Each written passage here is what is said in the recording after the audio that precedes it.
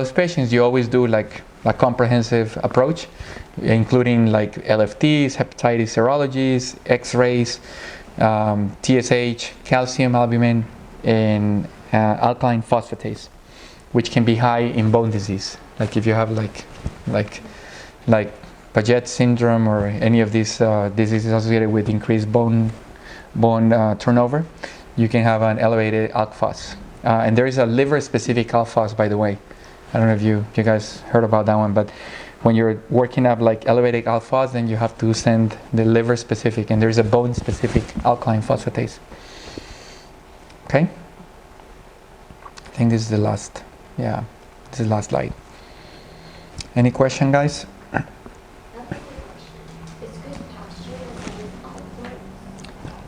Alport is an X-linked inherited disease, so it's pretty much carried by the mom and passed on to the male offspring, and it's associated with it's an abnormality associated with an epithelial transporter abnormality, and these patients develop like deafness and then develop progressive renal failure. It's like a variant for IgA nephropathy, but it's not really the same as IgA nephropathy. But no, good pastures is a very specific pathogenic antibody directed against the glomerular basement membrane. And on your boards, always plasmapheresis. That's the correct answer, plasmapheresis.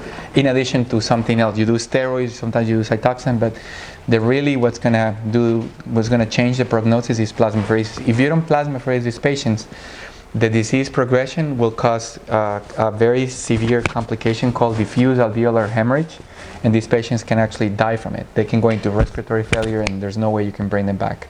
That's why it's very time sensitive. It's one of those rheumatologic emergencies that you don't want to miss. It's one of the rheumatologist's nightmare, if I can call it that way. Yeah. Any other questions? So for IgA, you should biopsy right away? Unless there is proteinuria. Let's say that you see a patient with no protein in the urine, you don't biopsy them.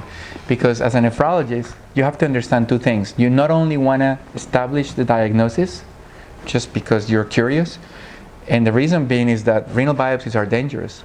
Like one of the attendants at Harbor, she stopped doing biopsies after 2 of her patients died from a renal biopsy. So renal biopsies, there are some absolute contraindications. One of them is like severe hypertension. If you have uncontrolled hypertension, you never want to biopsy a patient because the risk of bleeding is just too high. And if the patient has coagulopathic, let's say they have cirrhosis, it's a big no-no. If the patient is taking Coumadin, you need to bridge them with Lovenox, and you need to stop Lovenox 24 hours before you do the biopsy. And again, biopsies are not benign procedures, so we only do it to establish the diagnosis. And the second question that I ask myself is, what am I going to do with this information? If I have a patient who's not showing up for the appointments, like drug-seeking behaviors, like very poor overall health, if they have like active cancer, like a lot of like comorbidities, or you know that they're not going to be able to withstand immunosuppression, I'm not going to biopsy that patient, because what am I going to do with that information? Like, I only biopsy a patient who's compliant, willing to do that, and I explain that to them. If we find this, the treatment will involve this, and these are the possible consequences of this treatment. And Cytoxan, prednisone, Imuran, Celsep, these medications are hardcore. This is not something that you prescribe to everyone. You need to have like very strong documentation and evidence that you're actually prescribing them with the start date and with the stop date, because you don't keep these patients on this immunosuppression forever.